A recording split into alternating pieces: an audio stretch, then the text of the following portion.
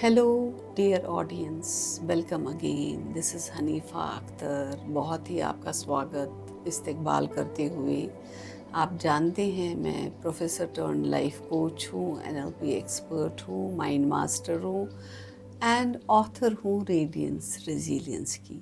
मेरी कोशिश होती है इसके चैनल के थ्रू मैं ऐसा कंटेंट आपके साथ शेयर करूं जो आपकी लाइफ में ग्रोथ लाए, हैप्पीनेस लाए, पैशन बढ़ाए, कॉन्फिडेंस बढ़ाए।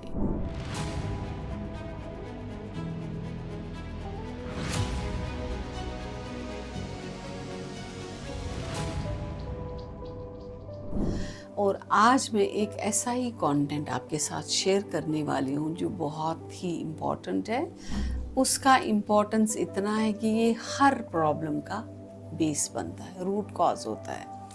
तो चलिए मैं आपके सामने शुरू करती हूँ। उससे पहले मैं आपसे पूछना चाहूँगी, क्या आपने कभी फील किया है कि आप बीमार हो?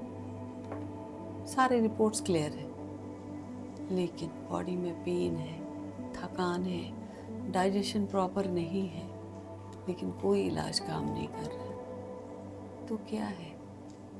यस, हो सकता है आपकी बॉडी आपका माइंड की बोली बोल रही हो।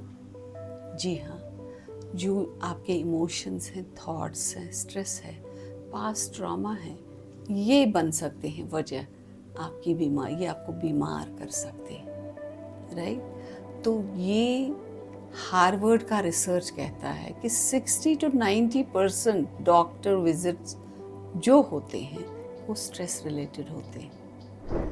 तो जानने की कोशिश करेंगे ये स्ट्रेस, ट्रॉमा, ये जो दबा हुआ इमोशंस जो हैं कैसे हमारी दिमाग से निकल के बॉडी में एक्सप्रेस हो जाता है, राइट? तो अगले 15 मिनट मैं आपको बताऊंगी कैसे आपकी फुल बॉडी आपके माइंड के कंट्रोल में होती है, और ये भी बताने की कोशिश करूंगी पूरी कि कैसे आप अपनी हीलिंग का जर्नी शुरू कर सकते हो आज से ही। सो जानते हैं साइकोसोमैटिक इलनेस क्या होती है। Psycho means mind, Soma means body. मतलब साइकोसोमैटिक इलनेस वो चीज़ है जो आपके इमोशंस, जो आपके ट्रॉमा, दबे हुए इमोशंस की वजह से जो वो चीज़ें हैं दबी हुई, वो एक्सप्रेस होती हैं आपकी बॉडी में, वो दिखाती हैं आपकी बॉडी में, उनको हम साइकोसोमैटिक डिजीज़ कहती हैं। जैसे कि मैंने आपको बताया 60 to 90% डिजीज़ जो हैं दे आर स्ट्रेस रिलेटेड। तो यहाँ पे जो है हम जानेंगे कि जो होता है स्ट्रेस या इमोशंस, क्या क्या चीज़ें हो सकती हैं जो आप रिलेट कर पाओगे। ये अंदर इमोशंस, ट्रॉमा किस तरह से बहुत देर तक रहने से हमारी बॉडी में एक्सप्रेस होती है, चीखती हैं, चिल्लाती हैं कि मुझे एड्रेस करो। अगर स्ट्रेस बहुत ज़्यादा हो तो वो स्टोमक अल्सर में दिखता है, ठीक है। और अगर चाइल्डहुड ट्रॉमा दबा हुआ हो तो वो क्रॉनिक बैकएक में एक्सप्रेस होता है। अगर आप कंटिन्यूअसली सैड हो या किसी फेयर में हो, ठीक है, तो क्या होता है, फटीग, आपका बॉडी फटीग और स्किन प्रॉब्लम्स हो जाती है, ठीक है। तो इसको जानने के लिए, जो पेन है ना, ये रियल होता है। पेन को हम डिनाई नहीं कर सकते, वो चीख रहा है बॉडी हमारी कि एड्रेस करो। वो चीख, वो दर्द असली है, बट रूट कॉज वो नहीं है, वो दिमाग में है। तो आइए देखते हैं ब्रेन का बॉडी पे कैसे इम्पैक्ट होता है। क्या होता है, ब्रेन सिर्फ सोचने का काम नहीं करता, ये हमारी पूरी बॉडी का रिमोट होता है। तो ऐसा होता है जब हम कंटिन्यूअसली किसी स्ट्रेस में, किसी गिल्ट में, किसी फेयर में या हमारी दबी हुई इमोशंस में रहते हैं, तो हमारा ब्रेन सिग्नल देता है, रिलीज़ करता है ऐसे हार्मोन्स जिनको हम बोलते हैं कॉर्टिसोल एंड एड्रेनलिन, जो कि स्ट्रेस हार्मोन्स हैं, और जब ये रिलीज़ होते हैं क्या होता है, हमारा इम्यून सिस्टम सबसे पहले अटैक होता है। उसके बाद जो है हमारा डाइजेशन स्लो होने पड़ता है या डिस्टर्ब हो जाता है, हमारा इन्फ्लेमेशन जो है बढ़ता है, और इससे क्या हो जाता है, मेमोरी हमारी कम हो जाती है और स्लीप भी डिस्टर्ब हो जाती है। और इसका लॉन्ग टर्म इफ़ेक्ट क्या है, लॉन्ग टर्म इफ़ेक्ट में यही आईबीएस बन जाता है, इरिटेबल बाउल सिंड्रोम। ठीक है, लॉन्ग टर्म में ये हो सकता है हार्ट अटैक या कैंसर भी, लॉन्ग टर्म में ये ऑटो इम्यून डिजीज़ हो सकता है, लॉन्ग टर्म में ये क्रॉनिक फटीग हो सकता है, या लॉन्ग टर्म में ये स्किन इश्यूज भी पैदा कर सकता है। सो जान लीजिए, ये गैबोर मेट ने कहा है, when mind stop saying no,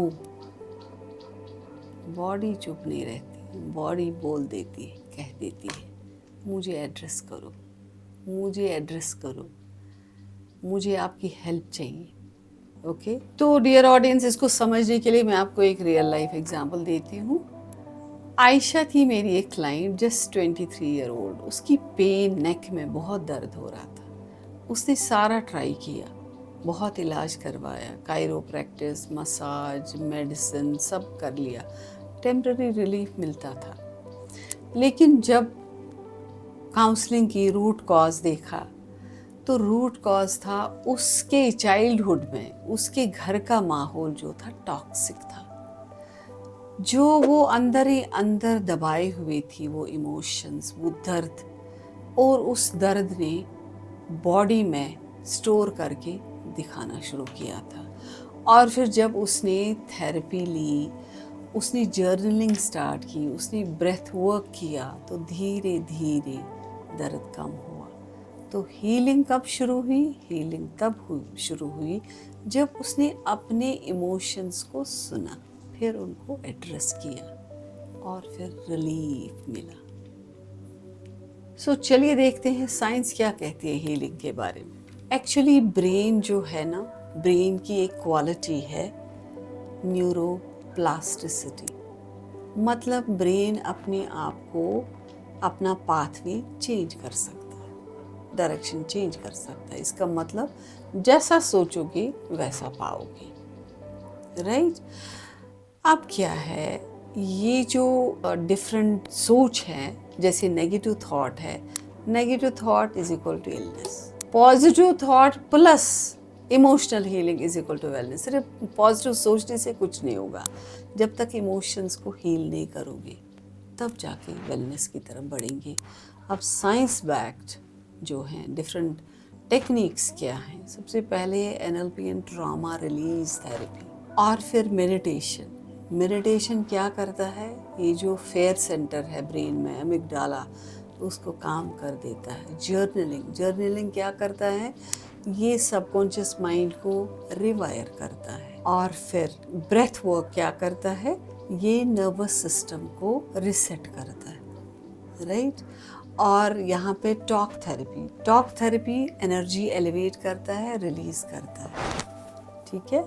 और forgiveness and inner child work क्या करता है, आपके इमोशंस का बोझ जो है, वेट को कम करता है। और सीडीसी भी यही मानती है कि ये जो चाइल्डहुड ट्रॉमा है, ये रूट कॉज होता है अडल्ट में जो डिजीजेज आती हैं, उसका रूट कॉज होता है ये चाइल्डहुड ट्रॉमा। सो अपने आप का ध्यान रखिए, ख्याल रखिए और एड्रेस कीजिए टाइम पे। जब भी कोई सिग्नल मिले उसी वक्त उसको एड्रेस कीजिए, हील कीजिए। मेडिसिन्स क्यों नहीं काम करते? आप पिल्स ले लो, उससे दर्द कम होगा, ठीक है, रिलीफ मिलता है।